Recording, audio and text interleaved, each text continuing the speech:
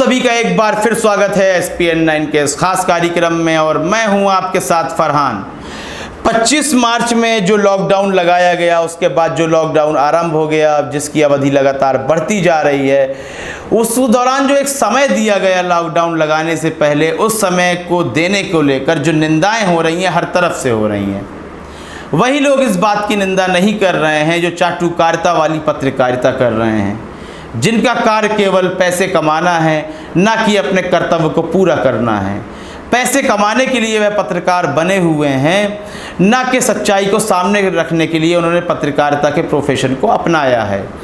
इस वक्त हम बात कर रहे हैं कांग्रेस के वरिष्ठ नेता अधीर रंजन चौधरी की।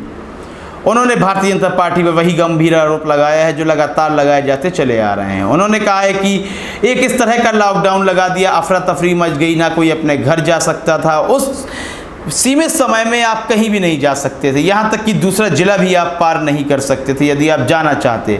तो वह समय देने की कोई आवश्यकता नहीं थी, बल्कि मौजूदा समय से ही लॉकडाउन लगा दिया जाता, तब भी कोई फर्क नहीं पड़ता, परिस्थितियाँ यहीं रहती। लॉकडाउन लगाने के बाद कोरोना में किसी प्रकार की कमी नहीं आई है, बल्कि आंकड़े इतने बढ़ते जा रहे हैं कि भारत टॉप 10 की सूची में पहुँच गया है।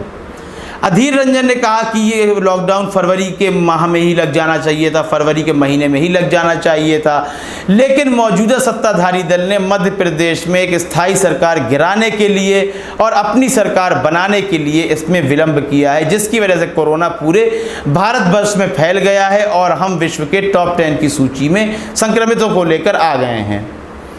मध्य प्रदेश में तो यह कवायद चली, इसमें सफलता भी प्राप्त की। आपने देखा कोरोना संकट के बीच में ही जब लॉकडाउन चल रहा था, राज्यों को अपनी सरकारों की लगातार आवश्यकता थी, तब भी उद्धव ठाकरे की सरकार को गिराने की संपूर्ण कोशिश की गई।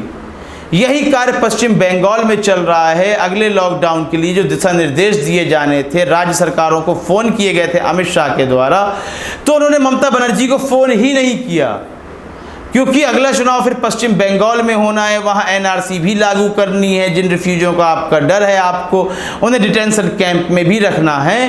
तो इस बात को लेकर आप इस कोरोना संकट के बीच में भी सरकार गिराने की पूरी कवायदें कर रहे हैं कि राज्यपाल जगदीप धनखड़ ने कई बार ये धमकी दी है ममता बनर्जी को कि यहाँ राष्ट्रपति शासन लगा दिया जाएगा।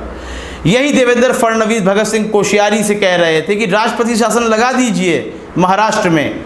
उद्धव ठाकरे कोरोना से उबारने में नाकाम साबित हो रहे हैं। विजय रूपाणी का आप नाम लेते हैं, शिवराज सिंह चौहान का आप नाम नहीं लेते हैं, योगी आदित्यनाथ का नाम नहीं लेते हैं, बल्कि आपको वही राज्य आंखों में दिखाई दे रहे हैं जहां आपकी सरकार नहीं है, जहां आप चुनाव हार गए हैं। तो यहां से तो साफ साबित हो जाता है कि आप जनता के लिए खड़े नहीं हुए हैं, बल्कि आप लगातार सत्ता में बने रहने के लिए किसी प्रकार के भी हथकंडा अपना सकते हैं। आपको क्या लगता है, अधीर रंजन चौधरी सही कह रहे हैं? और क्या वाकई में भारतीय जनता पार्टी कोरोना को लेकर बिल्कुल भी सीरियस नहीं है, बल्कि उसे अपनी सत्ता बनाने के लिए जिन राज्यों में चुनाव हार गई है, वहां फिर से आसीन होने के लिए वे लगातार कवायदें कर रही है कोरोना संकट के बीच में भी?